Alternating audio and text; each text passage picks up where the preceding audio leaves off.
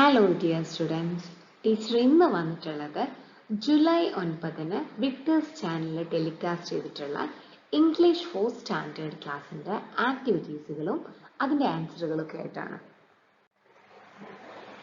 പ്രധാനമായിട്ടും 2 ആക്ടിവിറ്റീസ് ആണുള്ളത്. ഒന്ന് ഡിസ്ക്രിപ്ഷനും പിന്നെ നോട്ടീസ് മേക്കിങ്ങും. അപ്പം ഡിസ്ക്രിപ്ഷൻ എങ്ങനെയാണ് ചെയ്യുന്നത് നോക്കിയാലോ. Watch the picture clearly and write a description about the picture. അപ്പം ഇതായിരുന്നു ഒരു ഡിസ്ക്രിപ്ഷൻ എഴുതാനുള്ള ക്വസ്റ്റ്യനും പിക്ചറും. ഈ ഒരു ചിത്രം നമ്മൾ ഇതിനു മുൻപ് എവിടെയാണ് കൂട്ടുകാരെ കണ്ടിട്ടുള്ളത്? യെസ്, സീഡ് ഓഫ് ട്രൂത്ത് എന്ന ചാപ്റ്ററിലെ സീഡ് ഓഫ് ഹോപ്പ് എന്ന് പറയുന്ന പാസേജിൽ കൊടുത്തിട്ടുള്ള പിക്ചറാണിതല്ലേ. അപ്പം ഒന്ന് പോലും വിട്ടു പോവാതെ ഈ ഒരു പിക്ചർ നമ്മളൊരു ഡിസ്ക്രിപ്ഷനായിട്ട് മാറ്റി എഴുതുമ്പോൾ എങ്ങനെയുണ്ടാവും? Let me read. Description. This is a beautiful picture of Gandhara Palace.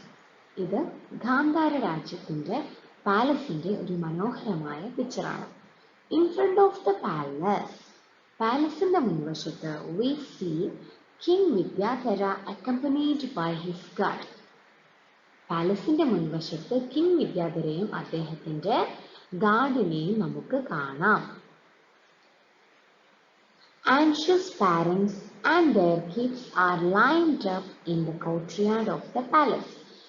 Anxious ആയിട്ടുള്ള പാരൻസിനെയും കുട്ടികളെയും കോർട്ട്യാർഡിന്റെ മുൻവശത്ത് ലൈനായിട്ട് നിൽക്കുന്നത് നമുക്ക് കാണാം. King distributes seeds to the children. King കുട്ടികൾക്ക് സീഡ്സ് ഡിസ്ട്രിബ്യൂട്ട് ചെയ്യുകയാണ്. One of the kids receiving seeds from King's hand.